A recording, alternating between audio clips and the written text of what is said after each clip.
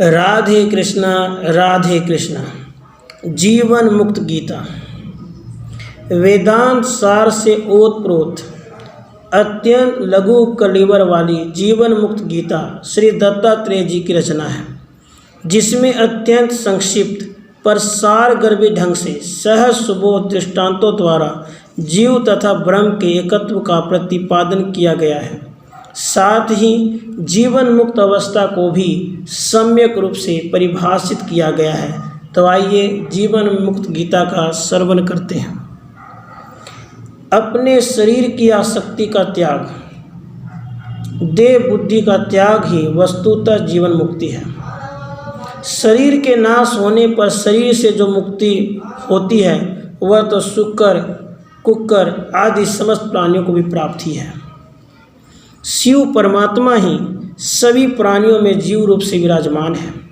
इस प्रकार देखने वाला अर्थात सर्वत्र भगवत दर्शन करने वाला मनुष्य ही वस्तुतः जीवन मुक्त कहा जाता है।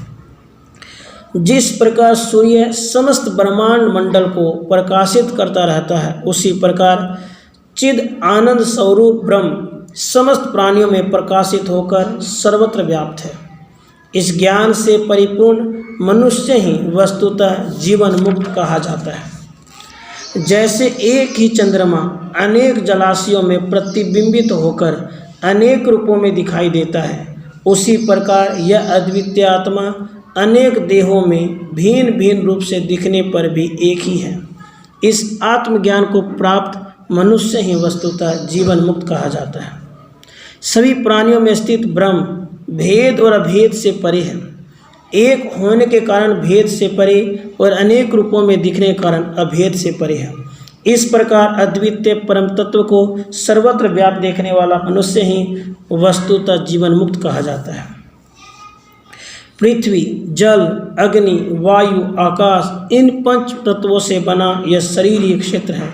आकाश से परे अहंकार ही क्षेत्रज्ञ कहा जाने वाला है। यह अहंकार ही समस्त कर्मों का कर्ता और कर्म फलों का भोक्ता है। चिद आनंद स्वरूप आत्मा नहीं, इस ज्ञान को धारण करने वाला ही वस्तुतः जीवन मुक्त कहा जाता है। ध्यान से भरे एकाग्र चित्त वाला, कर्म इंद्रियों के हलचल से रहित अद्वितीय आत्म तत्व में लीन ज्ञानी ही वस्तुतः जीवन मुक्त कहा जाता है। जो मनुष्य शोक और मोह से रहित होकर यथा प्राप्त शरीर धर्म का पालन करता हुआ कर्म करता रहता है, शुभ अशुभ के भेद से ऊपर उठ गया है, ऐसा ज्ञान ही वस्तुतः जीवन मुक्त कहा जाता है।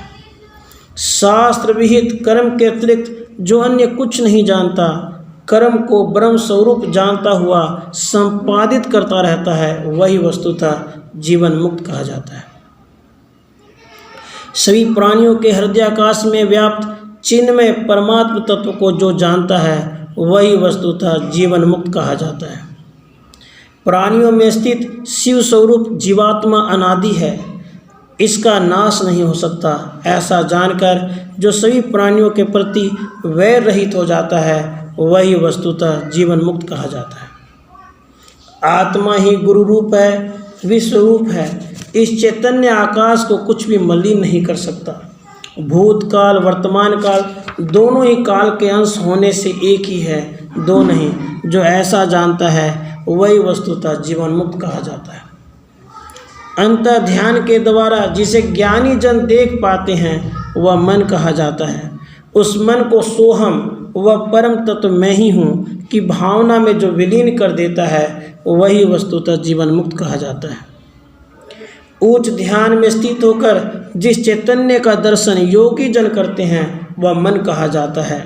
उस मन को शून्य लय विलय की प्रक्रिया से जो युक्त कर लेता है, वही वस्तुतः जीवन मुक्त कहा जाता है। मन को ध्यान से लय करके जो नित्य अभ्यास में लगा रहता है, जिसे यह ज्ञान हो गया है कि बंधन और मोक्ष दोनों का ही सत्ता वास्तविक नहीं है, मायिक है, वही वस्तुतः जीवन मुक्त कहा जाता है। स्वभाव सिद्ध गुणों से रहित होकर ऊपर उठकर जो एकांत में मग्न रहता है, वह ब्रह्म ज्ञान के रस का आनंद लेने वाला ही वस्तुतः जीवन मुक्त कहा जाता है। जो साधक अपने हृदय में उस परम तत्व का सोहम हंस रूप से ध्यान करते हैं तथा अपने चित्त को उससे प्रकाशित करते हैं, वे जीवन मुक्त कहे जाते हैं। अपनी आत्मा को शिव शक्ति रूप परमात्मा तत्व जानकर अपने शरीर और ब्रह्मांड को समान जानता हुआ जो हृदय स्थित मोह को चिदाकाश में विलीन कर देता है, वही वस्तुतः जीवन मुक्त कहा जाता है। जागृत, स्वप्न, सुषुप्ति, तुरीय अवस्था में रहते हुए भी जिसका मन सदा सोहम मैं वही परमात्मा तत्व हूँ के भाव में मग्न रहता है, वही वस्तुतः जीवन मुक्त कहा जाता है। मैं वही निराकार ब्रह्म हूँ, इस सोहम ज्ञान धारा में जो उसी प्रकार निरंतर स्थित रहता है जैसे पिरोई गई मणिमाला में सूत्र निरंतर विद्यमान रहता है, वही वस्तुतः जीवन मुक्त कहा जाता है। विकल्प और संकल्पात्मक मन ही मनुष्यों के भेद और ऐक्य का हेतु है। जो ऐसा जानता है और मन के पार चला जाता है, वही वस्तु जीवन मुक्त कहा जाता है। विद्वानों ने मन को ही जान लिया है। सिद्ध सिद्धांत भी वही है कि साधना में मन की दृढ़ता से मोक्ष प्राप्त होता है। जिसने सत्य को जान लिया, वही वस्तुतः जीवन मुक्त कहा जाता है। मन से अंत वृत्तियों का त्याग, बाह्य वृत्तियों की उपेक्षा करने वाला योग्याभ्यासी श्रेष्ठ है, किंतु अंत और बाह्य दोनों वृत्तियों का मन से त्याग करने वाला ही वस्तुतः जीवन मुक्त कहा जाता है।